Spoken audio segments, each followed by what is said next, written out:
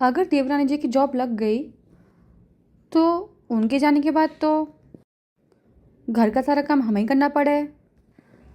महारानी जी बोल तो ऐसे रही थी कि हम सारा देख लेंगे काम, पर कैसे? हम ऐसा ना करने दें। हम भी घर की बड़ी बहू हैं, हम कोई नौकरानी ना है। हमें मम्मी जी से बात करनी पड़ेगी। देखते हैं कैसे जॉब करेंगी मैडम। ये सही रहेगा।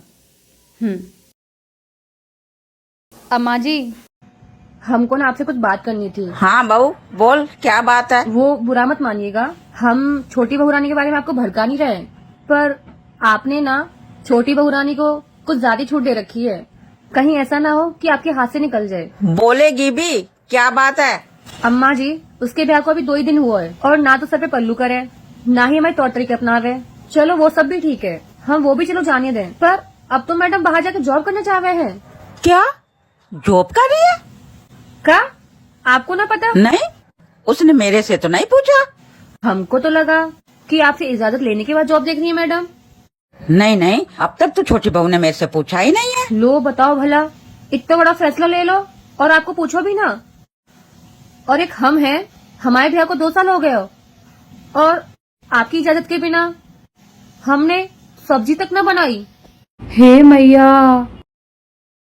हम कह रहे हैं अम्मा जी, अभी से लगाम लगा लो, नहीं तुम्हारे हाथ से निकल जाएगी वो। एक तो लव मैरिज, ऊपर से पढ़ी लिखी है मैडम। अभी भी कुछ ना बिगड़ो अम्मा जी, देख लो, बाकी आपकी मर्जी है। चलो, हम तो आपको बस यही बताने आए थे, हम जावे।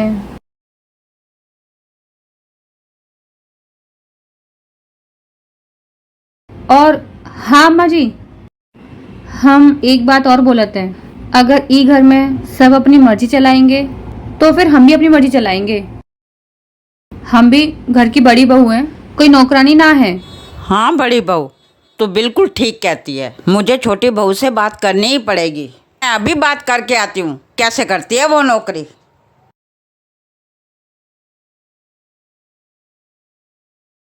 बहू, जी माँ जी। मैंने सुना है तू जॉब कर रही है।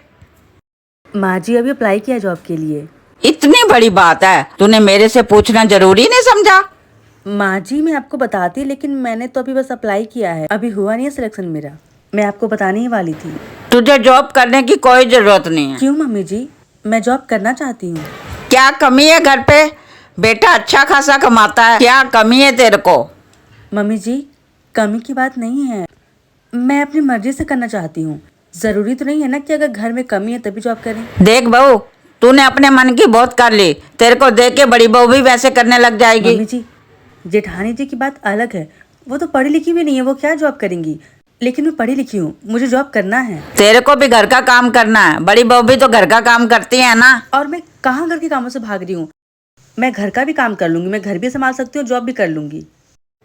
बहुत चला ली मनमानी, अब तेरी मनमानी नहीं चलेगी। अपनी मर्जी से तुमने शादी करी, तौर तरीके से अपनी मर्जी से तुम रह रही हो, अब ऐसा नहीं चलेगा। अब नहीं करनी जॉब तो नहीं करनी, जो मैंने कह दिया बस कह दिया। मम्मी जी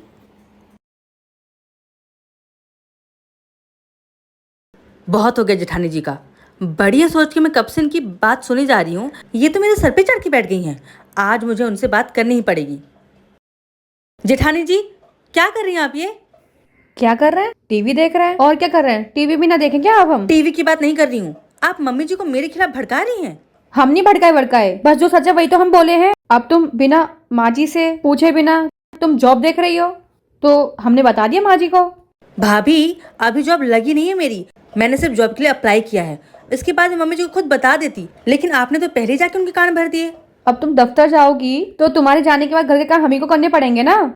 हम कोई नौकर ना है, हम इस घर में इतना दहेज ऐसे न लेके आए हैं जो हम नौकर बनेंगे इस घर के। ओहो दहेज दहेज दहेज, मैं थक चुकी हूँ आपके इस दहेज के गाना से। जिस दिन से आई मैं बस वही सुन रही हूँ, मैंने इतना दहेज लाया, मैंने भर भर के दहेज लाई। सुनिए दीदी, आपको दहेज आपके पापा ने इसलिए दिया ताकि आपकी कमियों को छुपा सके, ताकि आप अनपढ़ हो, इस पे उंगली ना उठ सके, समझे? अगर मेरे पापा चाहते ना तो वो भी जिंदगी भर से पाई पाई जोड़ करके मेरे दहेज इकट्ठा कर सकते थे, लेकिन नहीं, उन्होंने ये ना करके बल्कि मुझे पढ़ाया। ताकि मैं अपने पैरों पे खड़ी हो सकूं। और ऐसे दहेज तो मैं कितने ला सकती हूँ। और हाँ, वैसे भी अगर मैं दहेज देने के लायक भी होती ना, तो भी मैं दहेज कभी नहीं देती, क्योंकि मैं दहेज के सख्त खिलाफ हूँ। वैसे भी ये सब बात आप जैसे अनपढ़ को कहाँ समझ में आने वाली। मैं भी कहाँ पता नहीं किसके आगे अपना सर खपा रही हूँ। आपसे बात करना जैसे भैंस के आगे बीन बजाना। और हाँ, मैं आखिरी बार आपको कह रही हूँ, मैंने आपको बहुत इज्जत दी, आपको अपनी बड़ी बहन की तरह प्यार दिया, आपकी सारी बातें बस मैं सुनती रही, लेकिन इसका ये मतलब नहीं कि आप मेरी लाइफ में इंटरफेयर करके मेरी लाइफ की आज़ादी छीन लें। और रही बात जॉब करने की, वो तो मैं करके रहूंगी। मैं भी देखती हूँ आप कैसे रोकती हैं। पर देवरानी जी ने हमसे कभी ऐसी बात नहीं करी। हमने शायद कुछ ज़्यादा कर दिया इनके साथ में। मम्मी जी को भी कितना भड़काया इनके बारे में। और ये तो हमें बड़ी बहन की तरह प्यार करती हैं। एक काम करते हैं, देवरानी जी से माफ़ी मांग लेते हैं और अम्मा जी से ना बात करके इनको जॉब करने देंगे। हाँ हाँ यार, मैंने 2-3 जगह से फॉर्म फिल किया है, कहीं ना कहीं से सिलेक्शन हो ही जाएगा। अच्छा चल, मैं बाद में बात करती हूँ। हाँ बोलिए। वो हमें हमारी गलती का एहसास हो गया है। हमने तुम्हारे साथ बहुत गलत किया। वो क्या है ना, जब से तुम यहाँ पे आई हो तब से अम्मा जी तुम्हारे आगे पीछे घूमती रहती है, तो बस थोड़ी सी में जेलसी हो गई।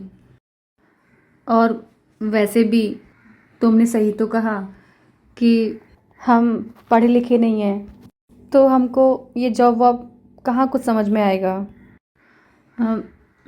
हो सके तो अपनी इस अनपढ़ गवार बहन को माफ़ कर दो। अरे नहीं दीदी, ऐसा क्यों बोल रही हैं आप? आई एम सॉरी, मेरे कहने का वो मतलब नहीं था, बस गुस्से में मेरे मुंह से निकल गया।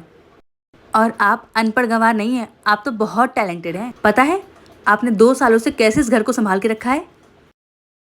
मुझे माफ़ कर दो, मैं आपका दिल नहीं दुखाना चाहती थी। कोई बात नहीं, तुम हमको माफ़ कर दो।